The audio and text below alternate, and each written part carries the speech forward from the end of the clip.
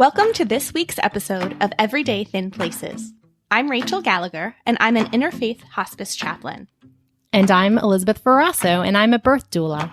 And in each episode of Everyday Thin Places, we draw from our experiences supporting birthing people and dying people to explore with honesty, authenticity, and humor how we can all become more truly living people.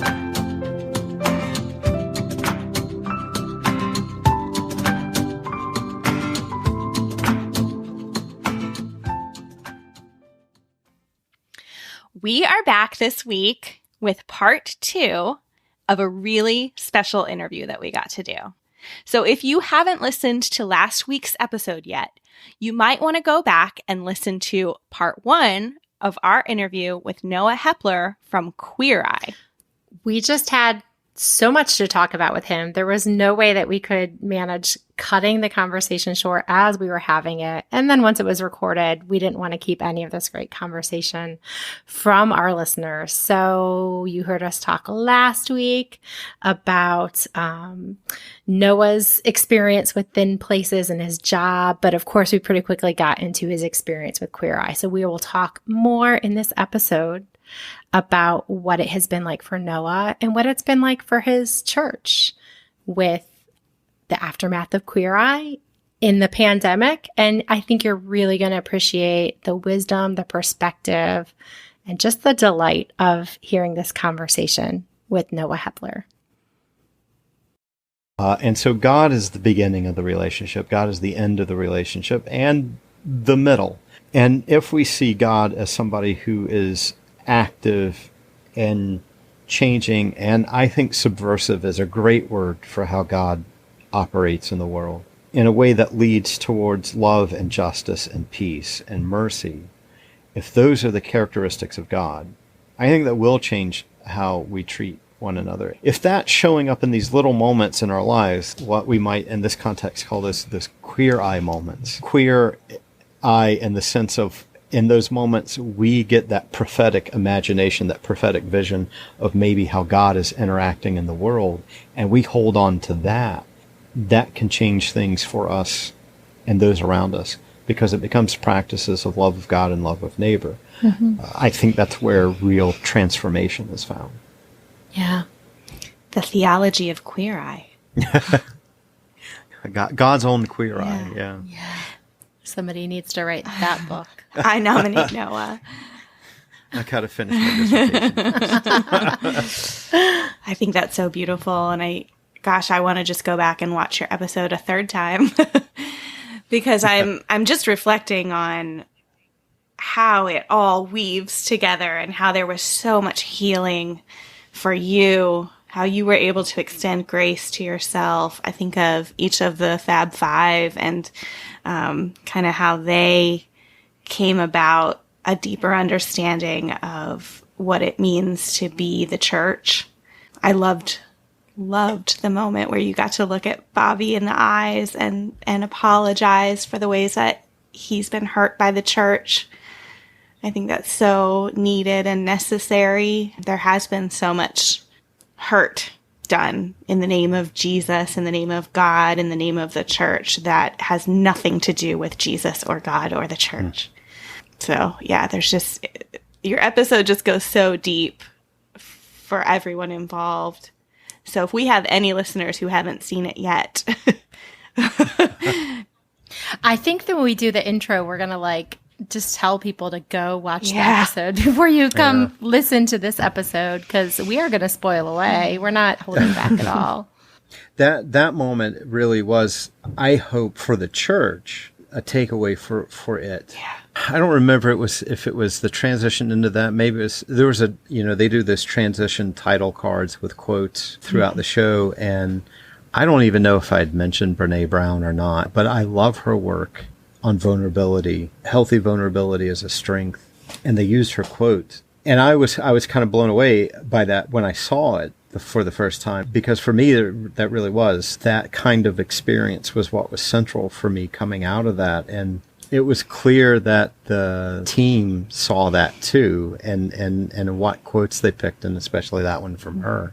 And my hope is that the church as a whole would see that and embrace that, because right now the temptation is, as it ever has been, but it's pretty strong right now, when we feel like we're in decline, and I know, like, statistically we are. I don't actually doubt that church membership is declining. I do frequently question what that means, because I don't always think it means what they tell us it means.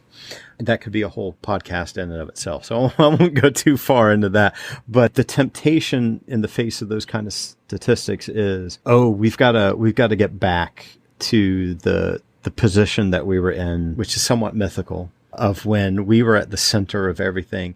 And I get that. As somebody who grew up in the South, like, yeah, Sunday morning is still a thing about church. You don't have marathons that shut down the city on Sunday morning. They might be Sunday afternoon, more likely Saturday, but not Sunday morning, because people got to get into downtown to get to church. And so I get that, but there's a temptation there to cling onto something that's more about power than witness. And we need to let that go, because I think what I hope people see in that, what church people see in that moment with Bobby is that we as a church need to let go of those narratives that tell us that we can't admit to making mistakes. That if we want to be seen as powerful and strong, we need to always be perfect.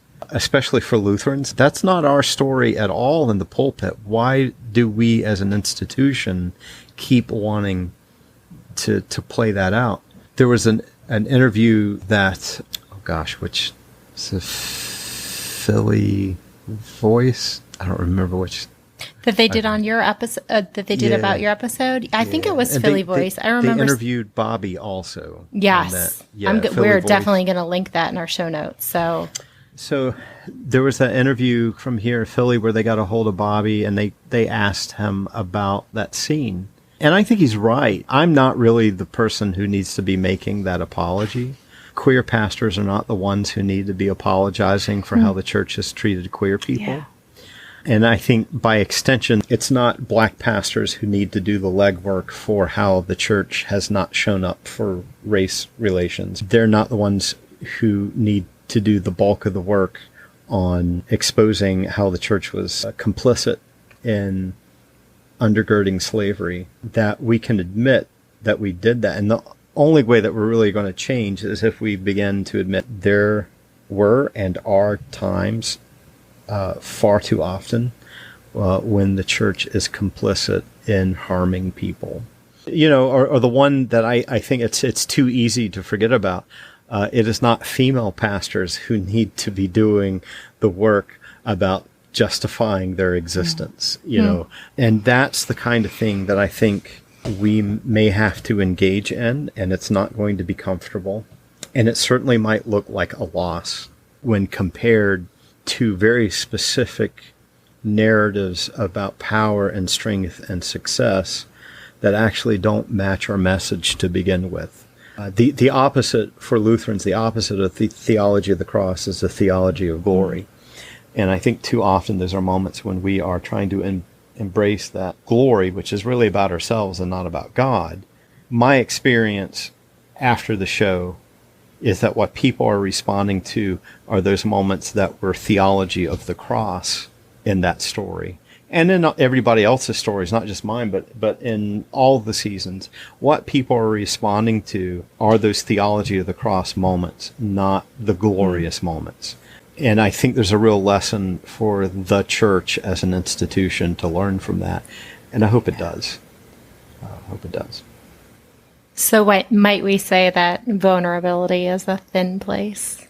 Yes. Those times that we can be vulnerable, that we open to a sense of power coming from a source bigger than ourselves.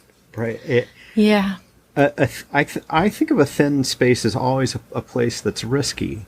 There's always a lot at stake in a way that it's not at other times. And so, vulnerability is what happens in a thin space, I think. You risk presence with other people, with, birth and death, those are moments of presence that are loaded with vulnerabilities. And that's what makes them powerful and beautiful and life-changing. Thin places, I think, really is what life is about. We think so too.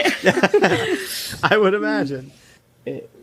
Vulnerable moments as thin spaces, I think it dawns on me that kind of those traditions, that the thin spaces, because the veil between the world has become vulnerable. That's what makes those spaces powerful. And I think when we give up those narratives that keep pulling us to look for places of power and strength, we actually lose the track to find where actual strength is, which is in the vulnerable places of our life. So beyond just what the church could learn, I think as a whole, that's where we all could learn what this can mean. There was an old Sojourner magazine article that the author was writing about Queer Eye and how the Fab Five in their shows mimic the gifts of the Spirit. And that resonates with my experience with them. And I think what we'll find is that if we give up on pursuits of power and instead look for pursuit of healthy vulnerability of thin spaces, we'll find those same kind of fruits being born by the Spirit in those spaces. Yeah. My personal favorite fruit of the Spirit is kindness. I like them all, but I like kindness. And I love to think about how kindness and vulnerability go hand in hand. That kindness creates that space that evokes vulnerability. And from that, like you said, you get all of the other loving your neighbor comes out of that. You have the capacity to show kindness out of a sense of being loved and accepted for who you really are. And, for you as a spiritual leader, your power to help people or to gather people into your congregation becomes one of a power of attraction, a power of here's a safe place. I just love, we don't usually I usually reserve Queer Eye to be just my own thing to watch, but because my kids know who you are, we let them watch that episode. And my oldest daughter, just laying on the couch with her and watching the show together, and realizing how beautiful it is to think of her and other people her age versus me at her age, who just feel like, well, of course we have queer leaders in the church. Of course we have queer congregants on either side of us. Of course we do. Why wouldn't we? To her, it was almost kind of silly that like you wouldn't, because she's growing up and she's asked me many times, at least a dozen times, Mom, when the pandemic's over, can we please go visit Pastor Noah's church? And so that vulnerability and that creation of a safe place that you being willing to be vulnerable on such a huge platform is creating a space that is so powerful for people who need all the good that will come out of their life from being able to enter into those safe places and feeling like they can belong in the church, even if I think for us growing up, that was not present. Yeah, that's, thank you for that, because that was really our hope. There was a lot of discussion about whether or not we ought to, as a church, do we need to be on a TV show? There was that kind of question. It really came down to the question of the opportunity to witness. As one member reminded me, it was that week before, one of those last Sundays in Lent, where the gospel text was about the people who come to Jesus and they say Pilate executed a bunch of people and mixed their blood with their offering. And apparently, in the wider context, that was seen as some sort of judgment against the people. And Jesus says, basically, God does not work that way. But when the tower at Siloam fell, were they somehow greater sinners than everyone else? No, God doesn't work that way. And I said in the sermon, I said, we hear a lot of Christians who have a much broader literal broadcast reach than we do, who raise questions like when the hurricane hits, who caused that, who made God so mad that God would slam a hurricane into a city? And it's usually gays, right? So, and I said, here we have Jesus in the Bible saying God doesn't work that way. And it's just too bad that we don't ever have that broadcast reach. Here you go. Silver platter. And then so, as another parishioner said, be more specific about what you pray for. And so here we are, and we made it to Queer Eye. We got that broadcast reach. And we are, as a community, really hoping. We're not perfect. Atonement is wonderfully crazy, but we're full of flawed people, including myself. There are moments where we don't get it right. Those moments happen way more often than any of us wish that they did. But we are hoping that we're a space where the struggle to be better is genuine and in progress. And I think that's the real witness, that's the real grace, that we're all cracked clay jars that are seeking healing, and that this is a community where that healing can happen. And so I think atonement is a genuine place. Even as a pastor, I just constantly find that amazing to see happening. And so, yeah, I'm glad to hear that came through, and I'm constantly thankful to the Queer Eye team and how they handled our story, because I think we had no conversation with them about that, but I think they sensed it on their own and really brought that through. So I think that Elizabeth touched on something that many of us are probably curious about, sharing that her daughter has been begging to visit your church.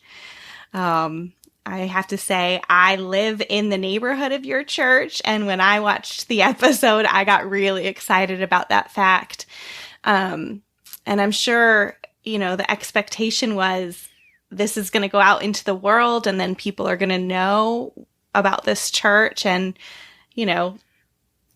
what a great impact this will have. But it came at a time when churches were not able to open their doors and welcome people for services, and no one saw that coming. And so could you share a little bit about, what has it been like in the year after you filmed the episode, but also, especially since it has aired, how has Queer Eye sharing your story impacted the church today? It's weird.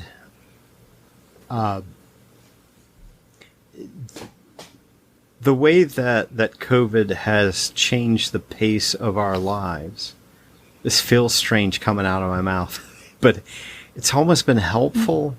I mean, of course, I don't want a pandemic, but we're such a small community. Again, I'll go back to saying I don't think we had a real sense of the scope of how big the impact would be. And so there are things that we then have more time to figure out with a little more of an idea of how big it was. And I know, like it can lose steam by the time we get to wherever, and that's fine. And there are many ways that I just trust this is playing out the way that it needs to. Mm-hmm. So the impact has been 100% through social media. Media in general, because there's been interviews, right? So, and podcasts, all kinds of things. So it's paced it in a way that for a community that's so small, I think they're able to begin to figure it out a little more before perhaps the effect of it actually comes to the front door. Mm-hmm. So right now it's just through, Instagram, Facebook are kind of carrying the bulk of that for us. And mostly right now through the handfuls of direct communication that we're able to do. Because if you go to our social media sites, they're not as active as you might think they would be on the surface. It's that direct communication where I've really seen most of it. I thought there would be a lot, but I thought I'd eventually be able to keep up. That's not true.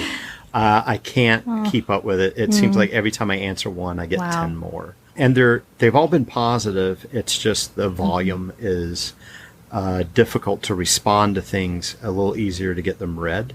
So we're taking this time to kind of retool ourselves to approach things differently. Because honestly, I had plenty of ideas when things were quote unquote normal, and then COVID really threw all of that out the window, and so we spent most of this time doing a variety of things.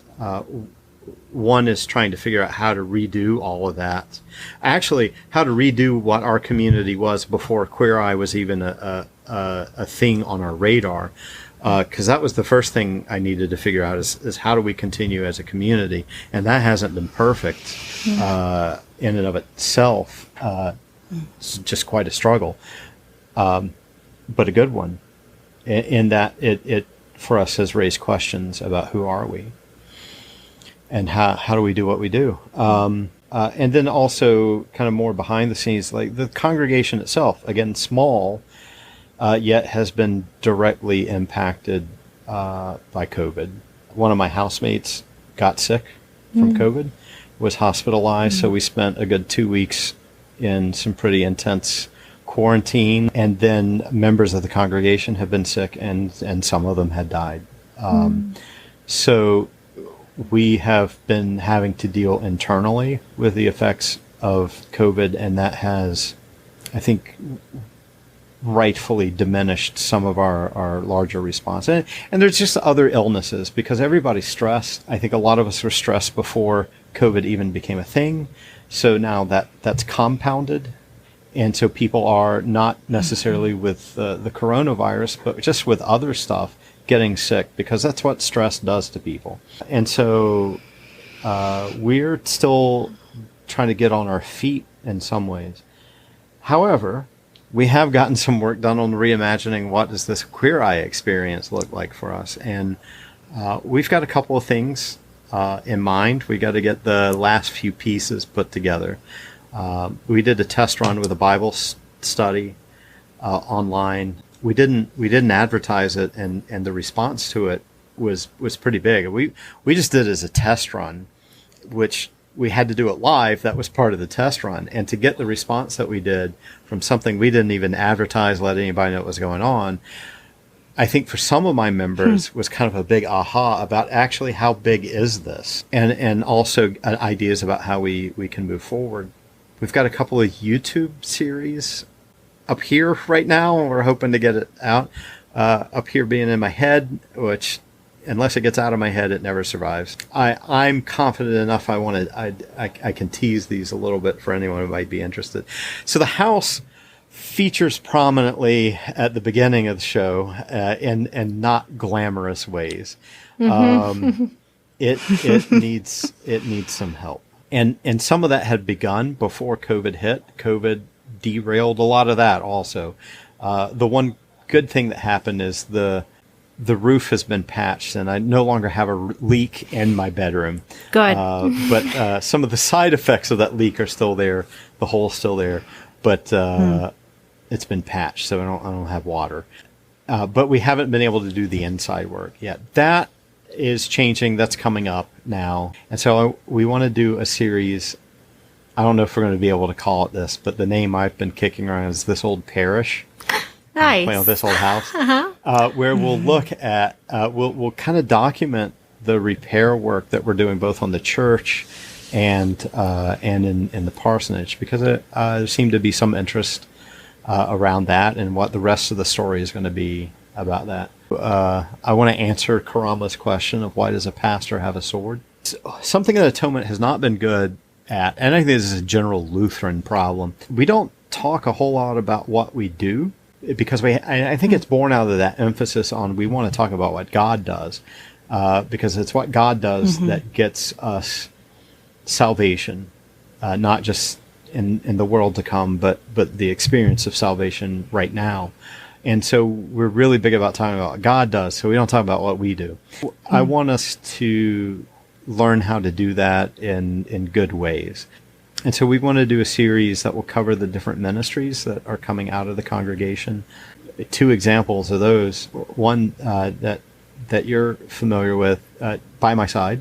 We want to highlight By My Side and the work that they do in the community. And also, we have a small team of people, primarily led by one person, that through this pandemic has been providing 30 to 40 meals a week for women in a safe house, or at a safe house. And those are ways. A reason to highlight them is for people to become partners with us in those things, because I think those are spaces where people can become involved. They're both what one might call non-sectarian. That's not about being Lutheran to do it. It's just something that we're doing, and we always need team members. So that's something else we want to start doing, maybe with our YouTube channel, is highlighting that. So those are things that we've done and are preparing to do throughout the rest of the pandemic, and then on into the future too. Because I think the other thing that this has done for us is it gave us time to realize the social media presence will be part of Atonement's life from now on. Yeah. I mean, I know in one of our former episodes that we did was about the wonder and amazement of closed Facebook groups. Rachael and I are both a part of some really active closed Facebook groups, and we have friends from around the world. And so I know that when Queer Eye Season 5 dropped, I have friends from around the world. We have a Saturday check-in in my one group where we're just like, hey, what's up? What's everybody doing? And I said in my group today, I said, I'm going to get to sit and talk with Pastor Noah from Season 1 of, or episode Season 5, episode 1 of Queer Eye. And, and these people are so excited for me to have this conversation because they're around the world and they are watching the show. Some of them are listening to the podcast too. We clearly do not have the same reach that Queer Eye does. Not yet. Not yet. And I think that's what's so amazing. Sort of the shakeup of the pandemic has been when we are forced to be virtual, we realize how rich and authentic and vulnerable, dare I say, that we can be vulnerable in virtual spaces, sometimes even in ways that we're not so good at in real, in the flesh interactions. And so I love that idea that you guys are pushing into more divine imagination in the way that you are thinking about virtually presenting yourself, because there are people, sure, one day when people can gather to worship on a Sunday morning more safely and they can fill in the seats at your sanctuary, we sure hope that there's going to be people there. But for the people that are never going to step foot in Philadelphia, I love that they're going to have a way to still follow the trajectory of growth and goodness that's coming out of the experience that you personally had and that your church had with being on Queer Eye. Yeah. Yeah. So I might be jumping the gun a little because I know that we gave you a heads up that we always ask this question. I don't know if you have something else in mind. I love a good plug for By My Side, an organization that I am always asking people to send money to because I love the work that the By My Side parenting group does. And you mentioned this other person who's preparing meals. Would you, is there anything else in addition to those two, or would you like to share any more details of those two endeavors that if our listeners wanted to be generous on your behalf, that we could point them in a direction that they could give to help support those causes? Yeah, so both that feeding ministry and in many respects, a lot of By My Side is funded through Atonement's own general fund. By My Side operates its own budget independent of us, which is how they pay teachers and things like that. But the building maintenance, that kind of thing, frequently comes out of Atonement's fund. Atonement's general fund undergirds By My Side significantly. Although I think our most profound support for By My Side is the building space. So By My Side Neighborhood Parenting Group is, from what I've seen, a source of sanity for a lot of parents, especially first I can parents. witness to that. Yeah. It's a play group. It's a morning drop-off program. Their website is going to do a much better job of explaining it than I do. I call it. It's just such a beautiful thing for families who sometimes don't have access to extended family, to network, to work together to try to build a better, stronger, safer neighborhood. All kinds of, I think, friends of groups have come out of those network of people who have been part of By My Side. And I think it has a deep, lasting impact on the community. And again, it's one of those, so it's not a Christian daycare sort of thing. It's just its own thing, doing its own thing. And I say that because I think we've all had that experience of the creepy kind of setup where it was almost a bait and switch, and it's not that. You don't even get a discount if you're a member of Atonement. So part of that is because Terry, the director, one of her goals is to keep it accessible to everybody. So the costs are as low as she can get it. So if somebody wants to help out with that, I think she now has a Venmo. I think a lot of that's going to be on her website, which is... We'll link all that. Yeah, bymysideparenting.org, I believe.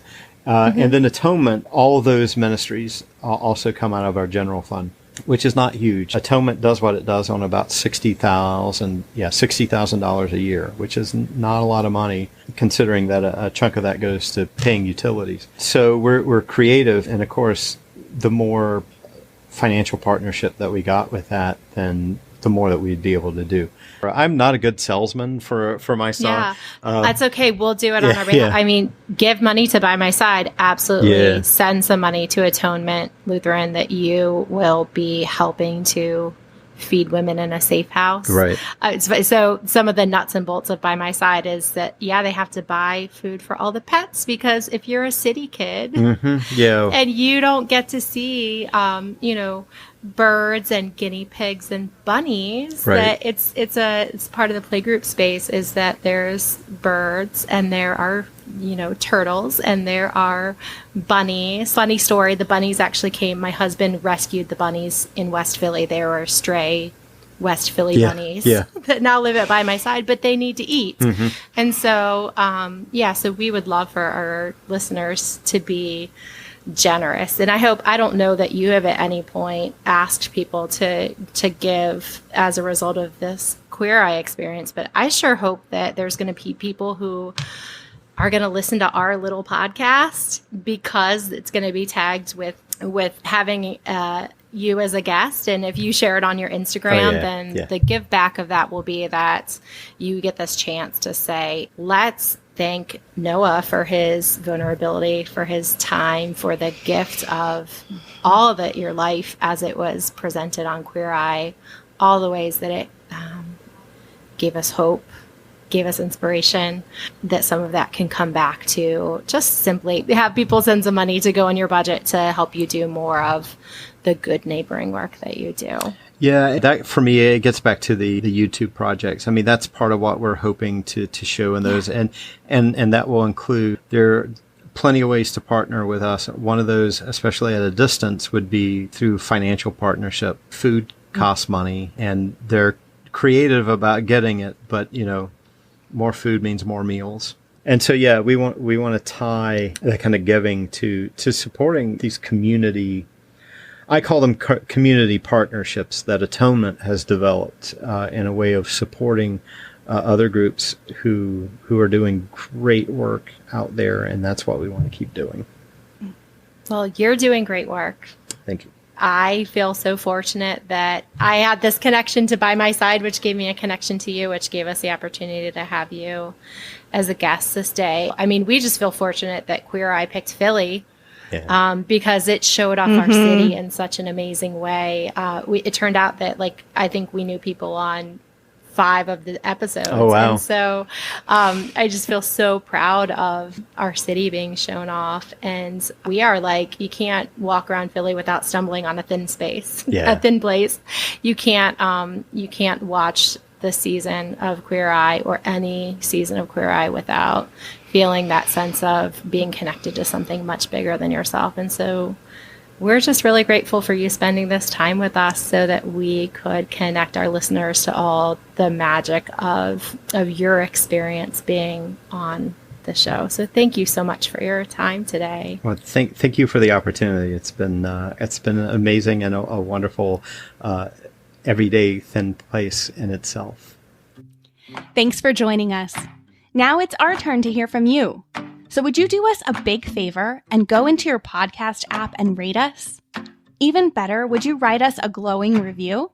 That will help other listeners to find us. And make sure to subscribe so that you don't miss a single episode. You can also visit our website at everydaythinplaces.com, where you will find all sorts of fun and interesting information, as well as learn about how you can help to support this podcast and earn special exclusive perks.